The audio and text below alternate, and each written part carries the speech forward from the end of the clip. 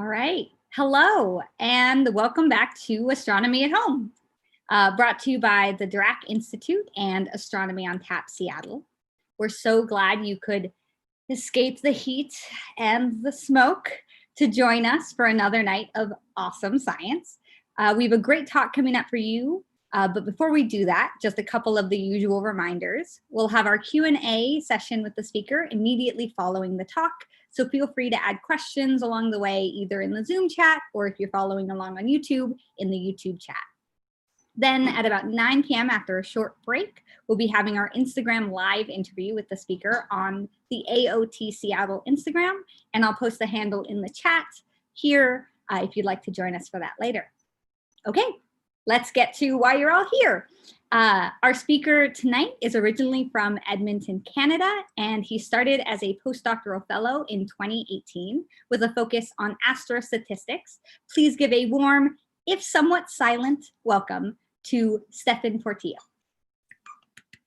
Thank you for the introduction, Nicole. Let me go ahead and get my screen set up here. All right, so glad to be giving this talk tonight. And tonight, what I'll be talking about is how astronomers can use computer algorithms to help us make new discoveries. And with my title, Computer Enhance, what I was hoping to evoke were these sorts of scenes from movies or TV shows where, next slide, there we go.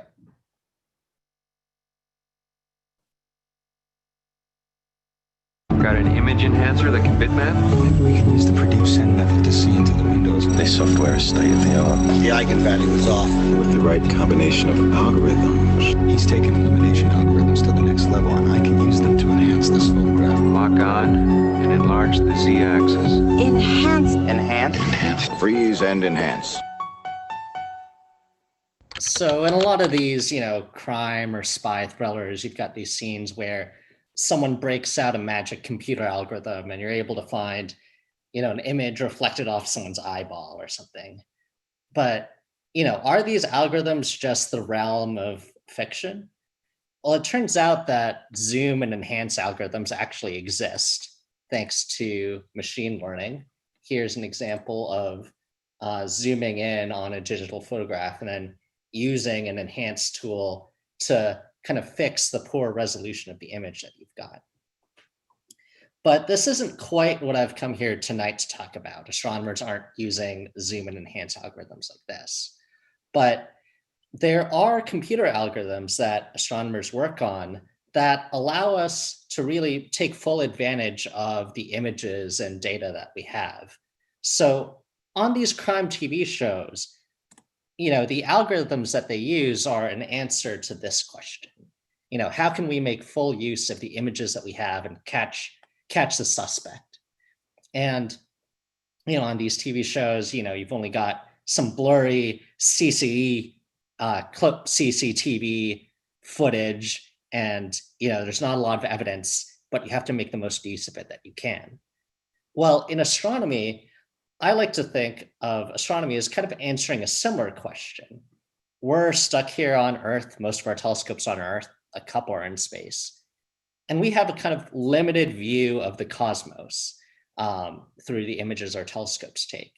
And what we want to do is we want to learn as much about the universe as possible using these images. And so astronomers ask the question, how can we make full use of the images that our telescopes collect and make new discoveries about the universe? And I'd like to place this into some context and the sort of specialties that exist in astronomy. And oftentimes you'll hear people talk about two different camps. One being the theorists, whose job it is to think about the physics that could be going on in the universe, make theories, and make predictions using those theories about things that should exist in the universe. And in the other camp, you have observers, and their job is to make observations about the universe, to take measurements that can be used to test the theories that the theorists make. And so in this process of taking observations and comparing to predictions to decide whether or not to keep theories. That gives us the scientific process in astronomy. But as astronomers started building, larger and more complex telescopes, then it became necessary for some people to specialize in hardware instrumentation and thinking about how to best make these telescopes and the cameras that go in them and all of the optics. We needed people that specialized in the hardware in order to make the best instruments, in order to make the best measurements to predict, to compare to theory. And here today, what I'll be discussing is what I think is kind of a new sort of role in astronomy of software instrumentation. And I first heard the phrase software instrumentation from Professor DiRAC here at UW. And the idea is that now astronomers are collecting a lot of data from the sky, and complex data at that. And now it's become necessary for people to specialize in thinking about the algorithms and statistics that we need to use to turn the images and data that we get from telescopes into scientific measurements that we can then compare with theoretical predictions. And so it's kind of, a specialization in this middle step of how we turn images into science.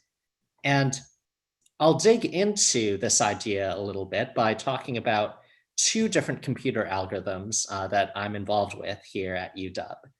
And the first is actually what I did my doctoral thesis work on, and that involves looking at crowded images. So in the background of this slide here, I've got an image of the globular cluster Messier 2, as taken by the Sloan Digital Sky Survey, a telescope in New Mexico. And there's so many stars in this cluster that in the center, the stars actually appear to overlap. They don't in reality, but they appear to overlap because our telescopes have limited angular resolution. And so we've got a crowded image. And this actually presents a lot of issues for trying to take measurements of the positions, brightnesses, or colors of stars in this image. And I'll dig into some of those issues by cutting out a 10 by 10 pixel patch of this image. And here I've turned it into black and white. And also I'm using a convention that pixels with more ink in them have collected more light. So the dark splotches in this image are actually places with more light. And so, this is quite a way to zoom into an image, only 10 by 10 pixels. But let's look at kind of a more traditional way to analyze images like this. So to measure the stars in this image, you might first try to measure the brightest star that appears to be here. So you look at kind of the brightest spot in this image, and you try to find the position and brightness of a star that kind of best explains or best fits that bright spot in the image. And maybe you come up with a bright star at this location. Then you go ahead and repeat the process with the second brightest spot. But here you run into your first problem. So if you want to do our measurement, we want to fit the image, kind of best explain the image. And it turns out that the fits for these two stars are not independent of each other. That is to say, the best fit for the second star will affect the best fit of the first one. And so these measurements aren't actually independent. You kind of need to do them both at the same time. And this continues onward. If you try to find the third brightest star, the best fit for that affects the brighter two, and so on. And this would be okay if it weren't for another issue that comes up, which is it might be hard to tell how many stars are in this image in the first place. We might think that there's at least 3 stars in the center here, but how sure are we that there isn't a 4th star or a 5th star? And you might not care about these 4th or 5th stars specifically, but the problem is the measurements that we get depend on whether or not you include them in your fit. So if you think those fourth and fifth stars exist, they change the fit for the other three. They change the measurement. And so even if you don't care about the fourth or the fifth star specifically, they affect how we measure the brighter three. And so, this makes analyzing these sorts of images pretty complicated. Granted, the center of a globular cluster like Messier 2 is kind of a very extreme part of the sky. Not a lot of the sky is as crowded as a cluster is. But we're building new telescopes like the Vera Rubin Observatory that you may have heard Professor Ivazic talk about a couple months ago. And the thing with these new telescopes, they're great because they're more sensitive. They're able to see more stars and galaxies in the sky, but they're stuck here on Earth. And so on Earth, they're limited by our atmosphere, and their resolution will always be kind of fundamentally limited. And so what this means is, in making a more sensitive telescope, we're also making images that are more crowded because we'll see more stars and galaxies in the same area of sky with the same resolution. And so these sorts of crowding issues will pop up more often as we create more sensitive telescopes. So traditionally in astronomy, the process of cataloging is where you take an image and you make a list of the stars and other objects you think are there and measurements of them. And you kind of have one catalog for one image. In my thesis research, I worked on a method called probabilistic cataloging. And one of the main ideas is that instead of making just one catalog from an image, you actually make a whole bunch of different catalogs, an ensemble of them. And one kind of cool thing this allows you to do is it allows you to handle the fact that you might not know how many stars are actually in your image. If you think there might be 3 or 4 or 5, but you're not sure, you can include those as different in different catalogs in your ensemble. So on screen, I've put some catalogs here, some having 3 stars, some having 4 in different kind of configurations, and you can imagine one with 5. And this also handles the fact that the measurements that we make are measurements of the positions and brightnesses of these stars, depends on how many stars we think are there. And so this is really a way to capture our uncertainties about what stars are there and what they look like. And it turns out there's actually a very rigorous statistical framework that we can use called Bayesian statistics that this all stems from. So in my research to test this method, I compared images from 2 different telescopes, the Sloan Digital Sky Survey, as I showed you before, and I compared these with images from the Hubble Space Telescope. And the idea is that I want to see how much we can do with ground-based images from Sloan. But to really see what's going on, we can use Hubble. Being above the atmosphere, Hubble has much better angular resolution and gives us a clearer picture of what's going on. So to remind you of that 10 by 10 pixel patch that I showed you from the globular cluster, here's what happens if you use Hubble to look at the same area of the sky. And Hubble, being in space, has a much clearer view, and you can see there's a lot going on in this area of the sky. And, it seems kind of hard to extract this information from just the Sloan Digital Sky Survey image. But we're going to give it a try. We're going to see how well probabilistic cataloging can do. So here's that part of the sky again.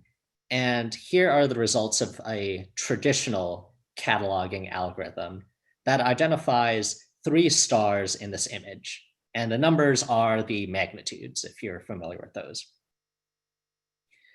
Now, what we can do is we can compare to the Hubble image. And I'm just going to plot the positions of the stars that you can see in the Hubble image. And the Hubble image shows us that there's a lot going on here, and that our traditional catalog is kind of falling behind in some respects. it's not finding all of the bright stars. And worse yet, it's actually blending some of the stars together. These two stars down here appear to get blended into one. And this kind of complex of 4 stars that you can see in Hubble gets blended into 2. And depending on what we want to do, these might be big problems for kind of the astronomy questions we have. If we're interested in the brightnesses or colors of these specific stars, having them blended together like this might kind of fool us into getting the wrong answer. But if we apply probabilistic cataloging to just this 10 by 10 pixel patch, and that shows up in the red crosses here, you can see we get an answer that's much closer to what we can see in the Hubble image in green. That, these 2 stars at the bottom get separated out, and this complex of 4 stars appears to be in pretty much the right place. And probabilistic cataloging doesn't just give us one catalog, but gives us an ensemble. And I can show you this ensemble in an animation where each frame is a different catalog. And you can see the stars moving around because we're uncertain as to what their positions are. And in the lower right corner here, you can see this kind of faint star popping in and out of existence because the probabilistic catalog isn't sure whether it's actually there, but it wants to kind of take account of the chance that it might be. And these results look great, but we can look at them more quantitatively by looking at what astronomers call the completeness. And the completeness is just asking the question, if a star has a given brightness, how likely are we to find it with either of these algorithms? What fraction of them do we find? And so bright stars are always easy to find. You find them 100% of the time. But you can see that the traditional catalog in blue falls off more quickly than the probabilistic catalog in red. And in fact, the probabilistic catalog goes 1 magnitude deeper than the traditional catalog. Or in non-astronomer terms, the probabilistic catalog is able to detect stars that are over 2.5 times fainter than the faintest stars that are found with the traditional catalog.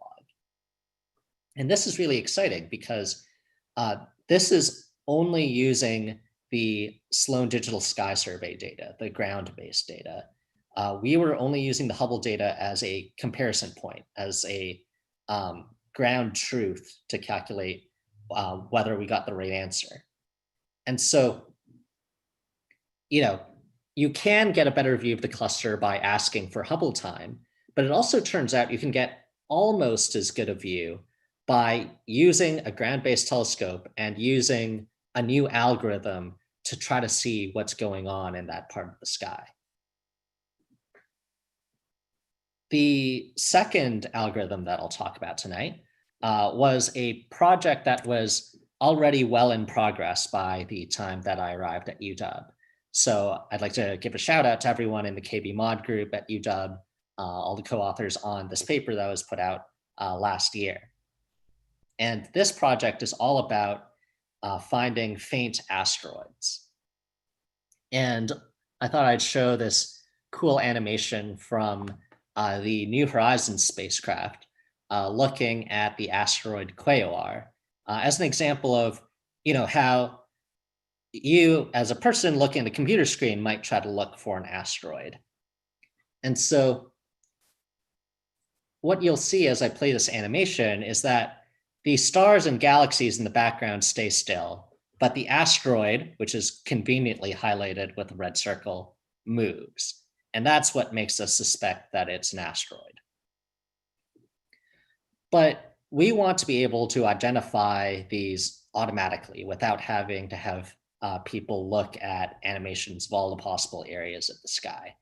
So how can we get a computer to look for asteroids for us?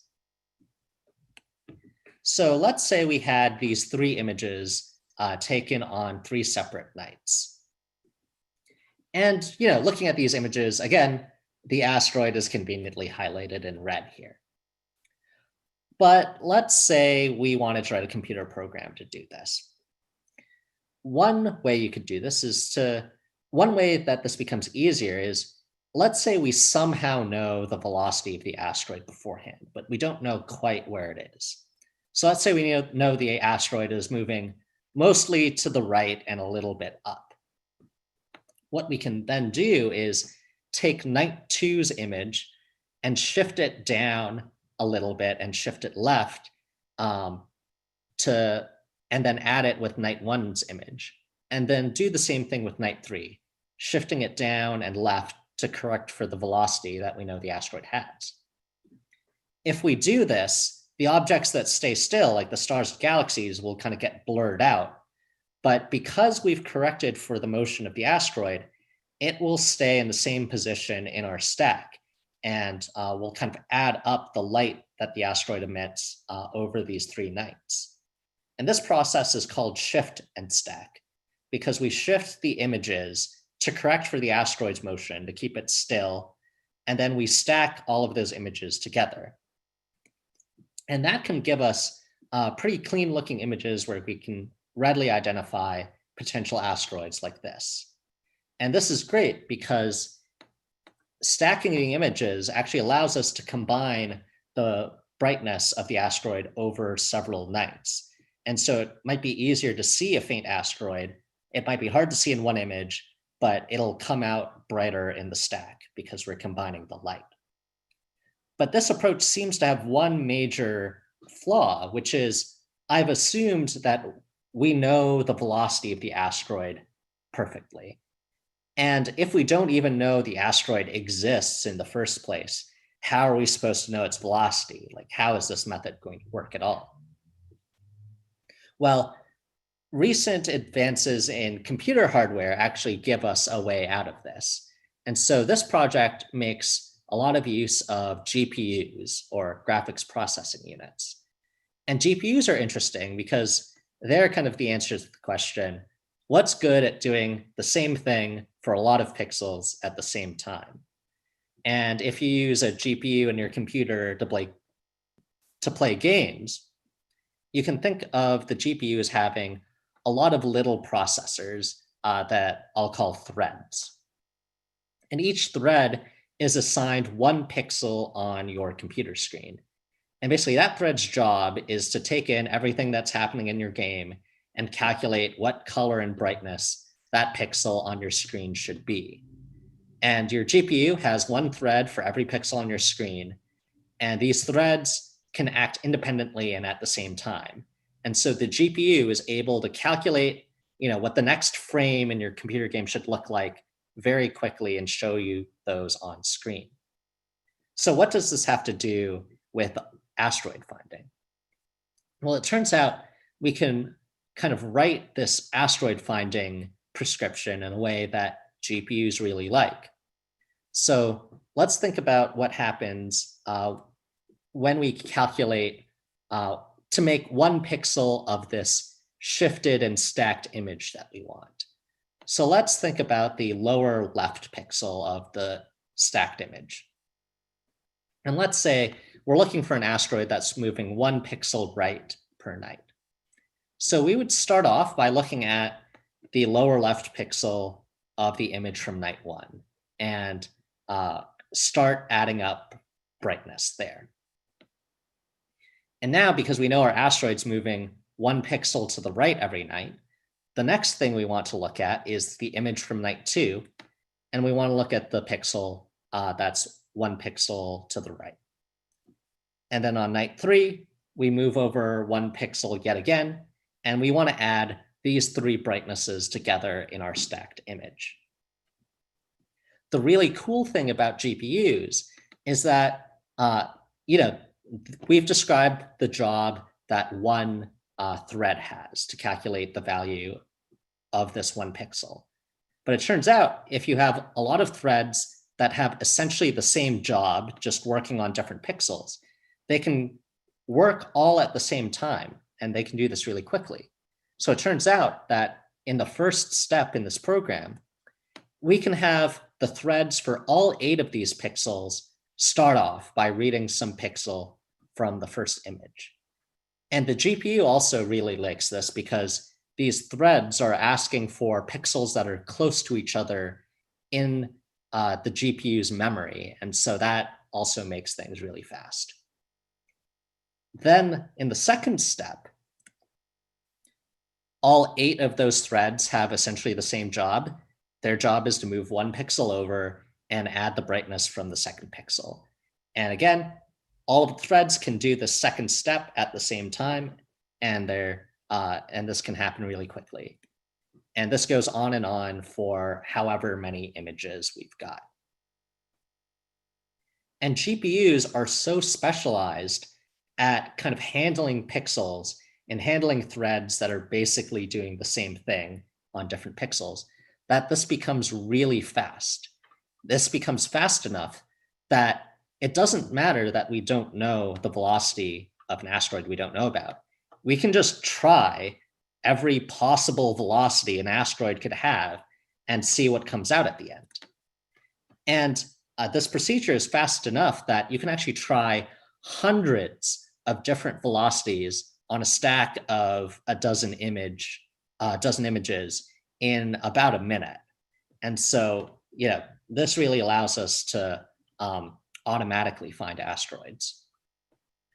So the group here at DiRAC applied this to a set of images and then produced this graph showing the number of asteroids versus how bright those asteroids were. And they found 45 asteroids, and only 6 of them were known about beforehand. So that's 39 new ones, which is pretty great. The red line on this graph shows how many asteroids were expected in this area of the sky. And there's not a lot of bright ones, and there's a lot more faint ones. But we care about the faint ones too, even if they're harder to find. The blue histogram shows us the brightnesses of the 45 asteroids that they found. And it pretty much fits the expectation. It looks like we're not missing that many brighter than magnitude 24.5. We're capturing pretty much all of them down to that level. And the really cool thing about this graph is that this first dashed line shows us kind of the faintest asteroid that could be seen in a single image. Everything that's to the right of that line is too faint to easily see in a single image. You can only see them because we've stacked about a dozen images together to bring these asteroids out. And you can see that most of the asteroids in this part of the sky are fainter than that limit. There's only a couple that would be bright enough to see in a single night's image. And so, using this algorithm to combine images, we're able to pull out these fainter asteroids. Now, an alternative solution to this could be to build a bigger telescope or to ask for more telescope time to take longer exposures to try to see these fainter asteroids. But here we've got an alternative solution where by using the data that we already have and instead thinking of ways that we can better use it with algorithms, we can pull out more information from our data. And so to wrap up my talk, I thought I'd put up this slide again about the different sort of roles that there are in astronomy and how software instrumentation fits in here. And, there's all sorts of advances that happen in astronomy, from theory to observation to hardware. New hardware is always exciting because new telescopes or new cameras or new instruments always give us a new view of the sky that we can learn something from. But I hope I've shown you a bit tonight that new algorithms can be just as exciting by allowing us to dig deeper into the data that we already have and make new discoveries using new data analysis methods. And that this depends a lot on computer science and statistics. And I think this is kind of a really exciting branch of astronomy to be in. So with that, I will take any questions.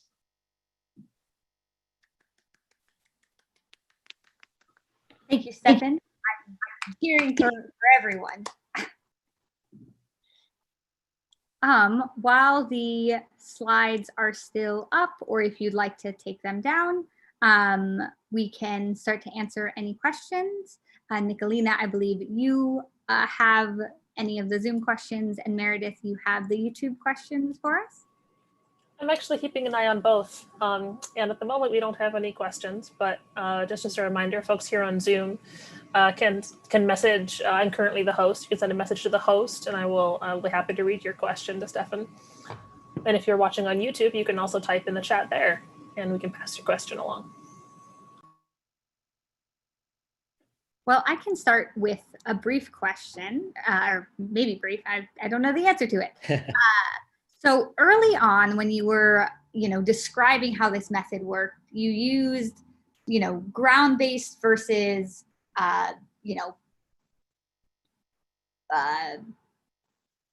the word just. I would say space-based, but it seems odd to say that Hubble is base.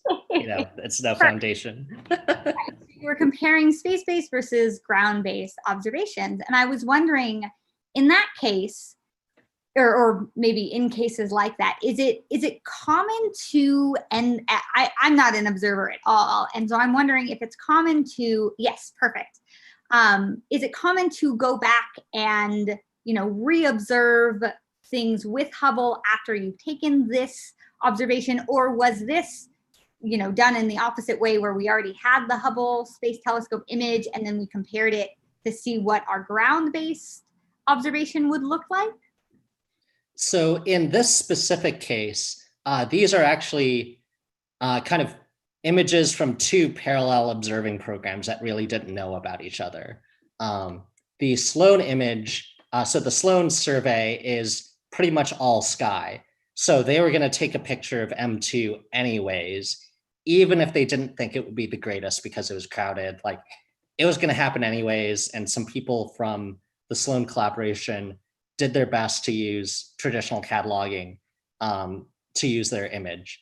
And people who are actually interested in globular clusters said, hey, we need Hubble, let's do this. And so this is kind of a after the fact comparison. But I think it is, and I haven't been on any huge observing programs, but I think it is common to say, oh, there's more going on. We actually do need Hubble to observe this thing that we saw before. But I guess this is all about, all right, if you're stuck with the ground-based data, what's the best we can do? And in this case, this was a useful comparison because we had Hubble to make sure we were getting the right answer. But hopefully we can use these techniques on other ground-based data where Hubble might not have observed. Cool, thank you. I have a question from the Zoom chat as well. How might this analysis apply to exoplanets, asks Keith. So that's a good question. I think I actually have a, in fact, I'll bring his name up, Tansu Dailan, who I credited in one of my slides, is actually involved with the TESS mission right now. And on the TESS satellite, for reasons I can't remember right now, they decided to go with a camera with really big pixels. And so their images are kind of crowded because their pixels are so big. And a pixel is so big, it might even contain two stars, one of which hosts a planet and one of which doesn't.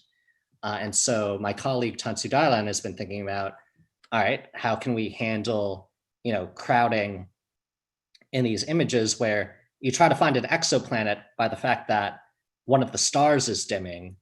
So how can we do that better if the stars are crowded?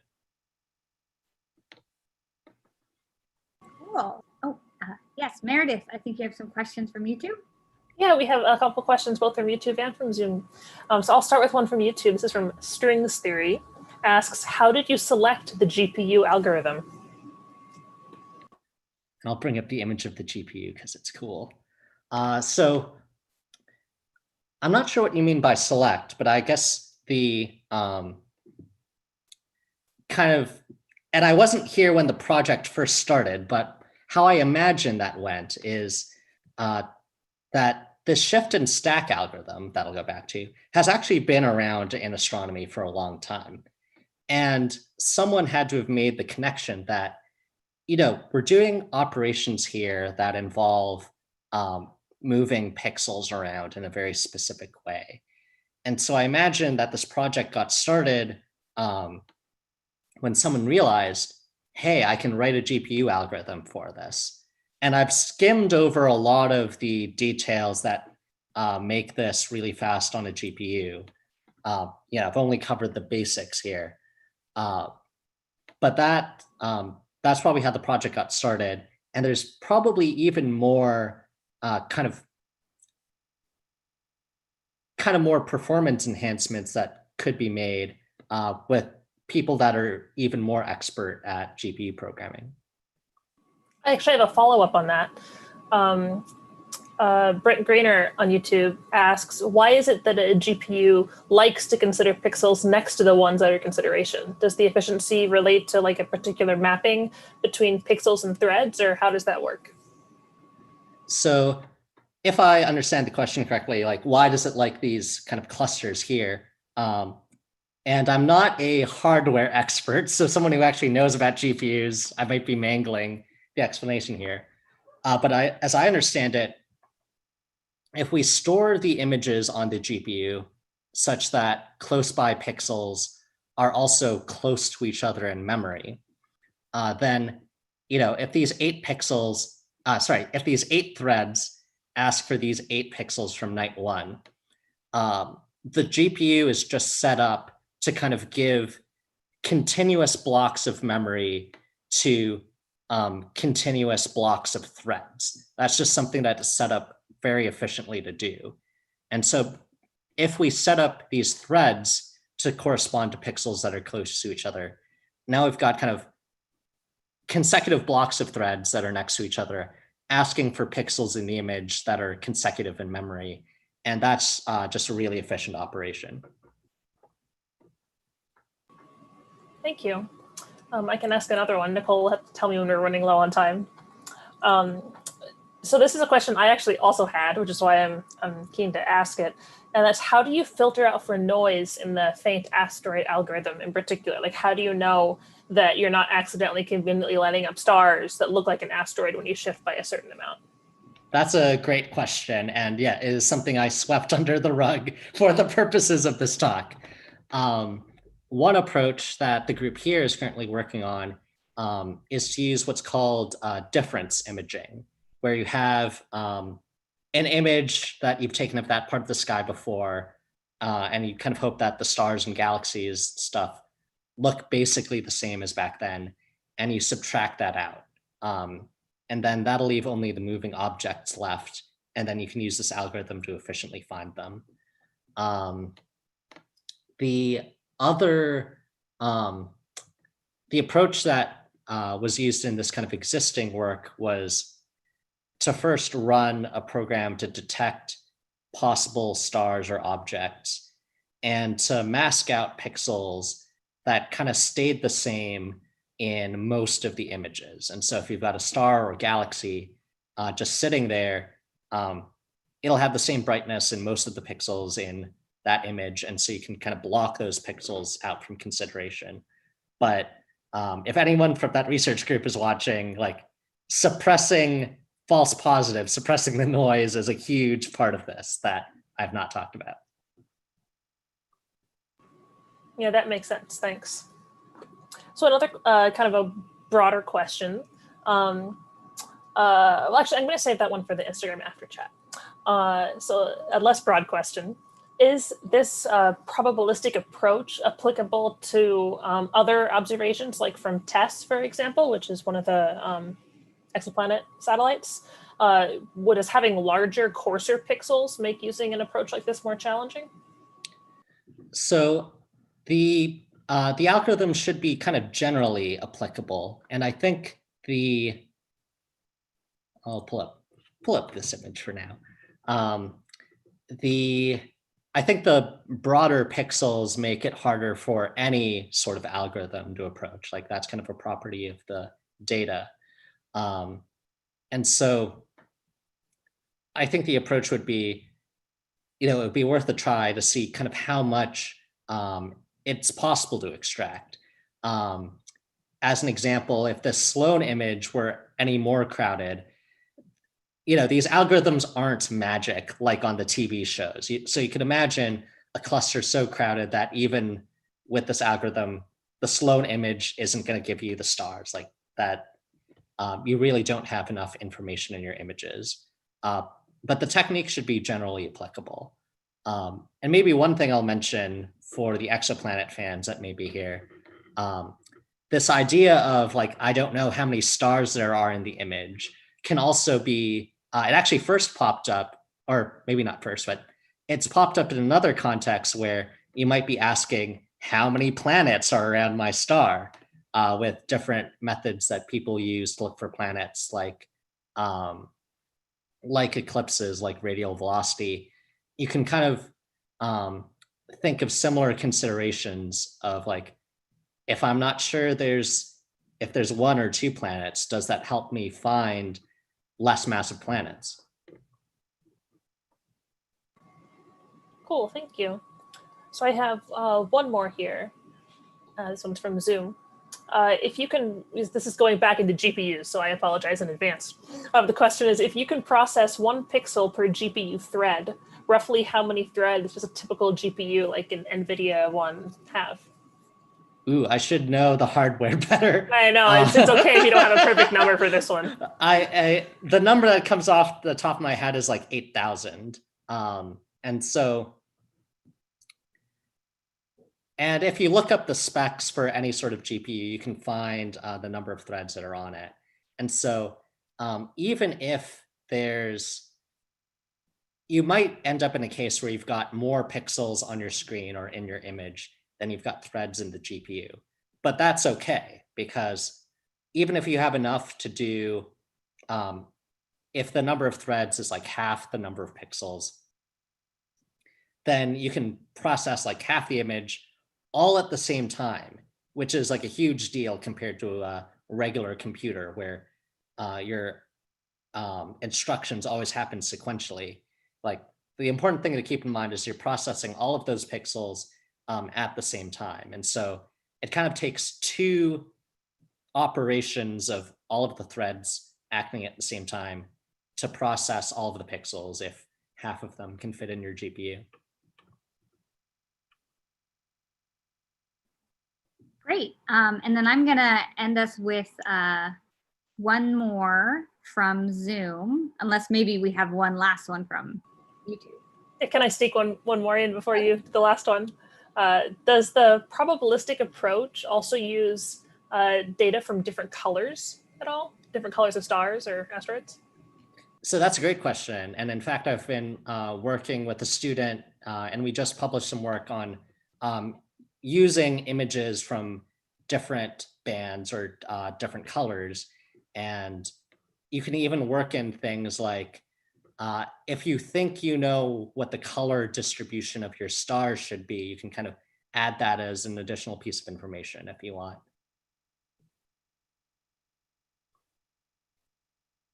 All right, now I'm going to end with one more question from Zoom. So in the probabilistic method for detecting stars, how do you determine which catalogs are more accurate than the rest? Or how do you know which catalogs are not usable from Sammy Westall? So that's a great question. And I think without delving into the Bayesian statistics part of it, I would say the answer, or at least in Bayesianism, the sort of statistics that we use, the answer actually isn't to pick one of the catalogs as the best one, but kind of the collection of catalogs is the answer. So I'll play like this animation again. So you might think like the star in the lower right-hand corner that appears and disappears. You might think, okay, the catalogs that don't have that star are better, right? Because if we look at the Hubble image, that star actually isn't there. So that star isn't real.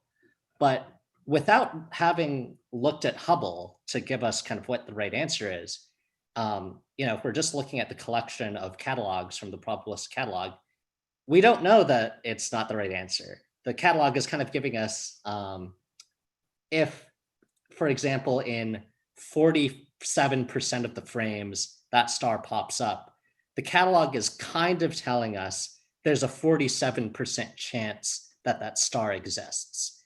And we can use that information however we wish. Like maybe you'll say, I'm only gonna, I'm gonna only measure stars that are in 99% of my catalogs. And that's, one way you can kind of extract the more reliable information out of this. But there might be use cases where, all right, if there's a 50% chance there's like a red star of magnitude 20 there, if I actually believe that 50%, there might be scientific questions that you can still answer with that. If, for example, you're thinking about populations of stars, where you don't care about each star individually, but if you can get kind of statistically consistent answers about the populations that are there, again, using the whole ensemble like this can give you more information. That's really cool. All right. Well, I think with that, we are going to wrap up for the evening. Thank you again, everyone who joined us for tonight's Astronomy at